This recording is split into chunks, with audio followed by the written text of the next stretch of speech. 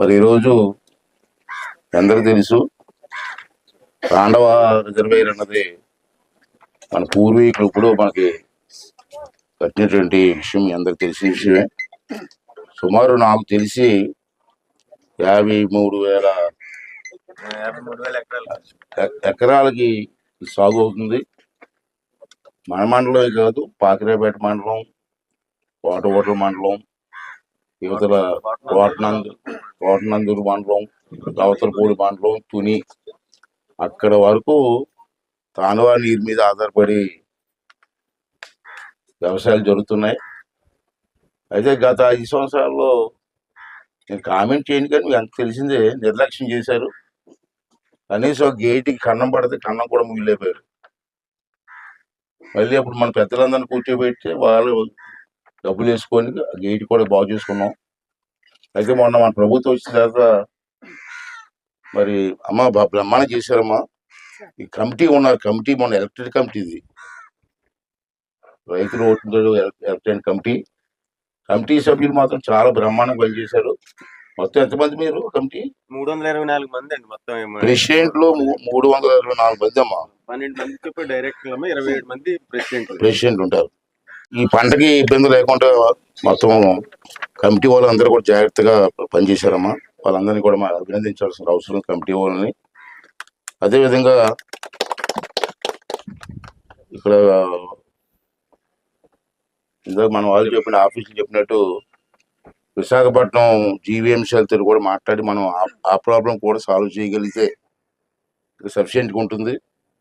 రెండవది ఏంటంటే ఇక్కడ నాతవరం నుంచి తాండవ జంక్షన్ వరకు కిందకి జంక్షన్ వచ్చిన జంక్షన్లో అక్కడ వరకు పంచాయతీరాజ్ రోడ్డు ఉండేదమ్మా. ఆ రోడ్ని ఏం చేసిందంటే పంచాయతీరాజ్ గ్రాంట్లు లేవని చెప్పి ఇరిగేషన్ ఉండేది. తాండవ నుంచి ఇరిగేషన్ కదమ్మా, నాతవరం నుంచి.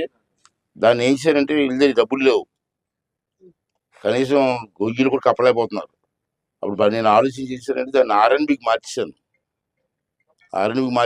ఎస్టిమేషన్ కూడా వేసాం. 6,36,00,000 ఎస్టిమేషన్ వేసారమ్మా. మొత్తం నాతవరం ఊర్లోంచి ఇక్కడ వరకు జంక్షన్ వరకు అది సీఈగా వెళ్ళిపోయింది. ఒక 2 నెలల్లో శాంక్షన్ వచ్చేస్తే వర్క్ కూడా అయిపోద్ది. కాకపోతే ఆ ప్రాజెక్ట్ నుంచి ఇక్కడి వరకు రావడానికి ముందాక ఆ లేడీస్ అడుగుతున్నారు కదా రోడ్డు కావాలని. ఈ ప్రాజెక్ట్ అంటే వాళ్ళ కోసమని కాదు, ప్రాజెక్ట్ మెయింటెనెన్స్ కూడా రోడ్డు అవసరం. స్పిల్వే కింద ఉంది, అక్కడికి వెళ్ళాలంటే మెటీరియల్ వెళ్ళాలన్నా ఏం వెళ్ళాలన్నా రోడ్డు అవసరం.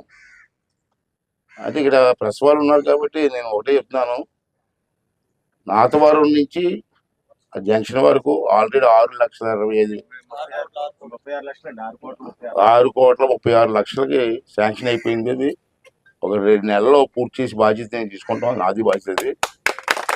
అయితే ఇక్కడి నుంచి ఇక్కడి వరకు రోడ్డుకి ఇప్పుడు అడిగాను నేను అమ్మాయిని, 2 కోట్ల రూపాయలు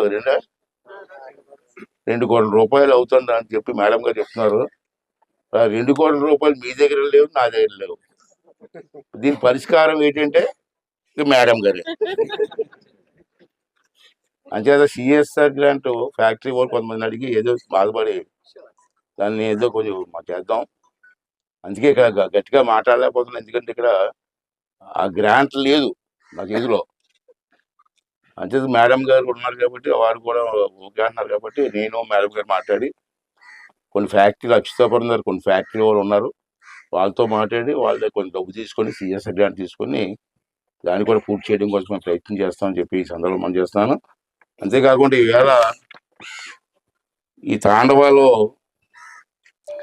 ఇప్పుడే చేప పిల్లలన్నీ వదిలాం. సుమారు 10 లక్షల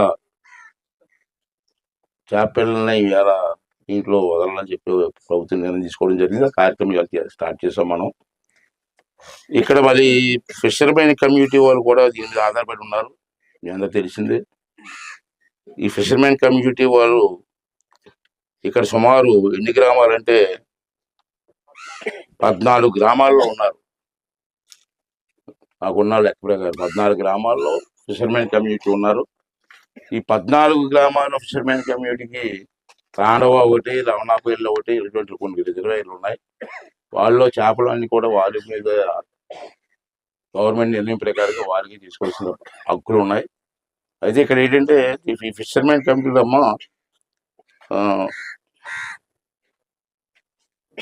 లైసెన్స్ కూడా ఉంటాయి. వీళ్ళకి ఎవరైతే చేపలు ఫిషర్మెన్ కమిటీ ఉంటారో వాళ్ళకి ఇండివిజువల్ లైసెన్సులు కూడా ఉంటాయి. లైసెన్సులు కూడా ఉన్నాయి. అయితే వీళ్ళకి గవర్నమెంట్ వచ్చిన తర్వాత అందరిలాగే వీళ్ళకి కూడా 50 సంవత్సరాలు దాటిన వాళ్ళకి పెన్షన్ కూడా ఇవ్వాలని చెప్పి గవర్నమెంట్ నిర్ణయం తీసుకున్న సంగతి మీకు తెలుసు. ఏరియాలో సుమారు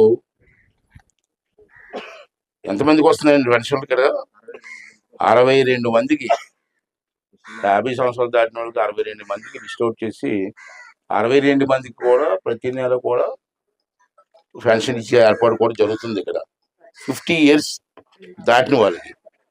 అంచేత ఈ రోడ్డు కూడా వేస్తే వాళ్ళ కోరిక కూడా వెళ్ళొచ్చాం, మనందరం వచ్చాం. ఇందాక మా ఆర్తిస్తూ